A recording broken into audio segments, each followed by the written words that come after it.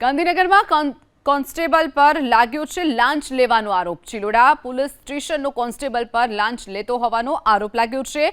1,10,000ની લાંચ લેતા હોવાનો આરોપ લાગ્યો છે। એસીબી યુવરાજસિંહ નામના કોન્સ્ટેબલની ધરપકડ કરી છે।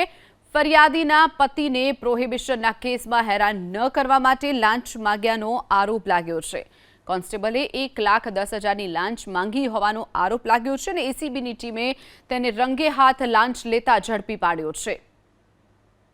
ગાંધીનગરમાં કોન્સ્ટેબલ પર લાગ્યો છે લાંચ લેવાનો આરોપ। ચિલોડા પોલીસ સ્ટેશનનો કોન્સ્ટેબલ પર લાંચ લેતો હોવાનો આરોપ લાગ્યો છે। 1,10,000ની લાંચ લેતા હોવાનો આરોપ લાગ્યો છે। એસીબી યુવરાજસિંહ નામના કોન્સ્ટેબલની ધરપકડ કરી છે। ફરિયાદીના પતિને પ્રોહિબિશનના કેસમાં હેરાન ન કરવા માટે લાંચ માંગ્યાનો આરોપ લાગ્યો છે। કોન્સ્ટેબલે 1,10,000ની લાંચ માંગી હોવાનો આરોપ લાગ્યો છે અને એસીબીની ટીમે તેને રંગે હાથ લાંચ લેતા ઝડપી પાડ્યો છે।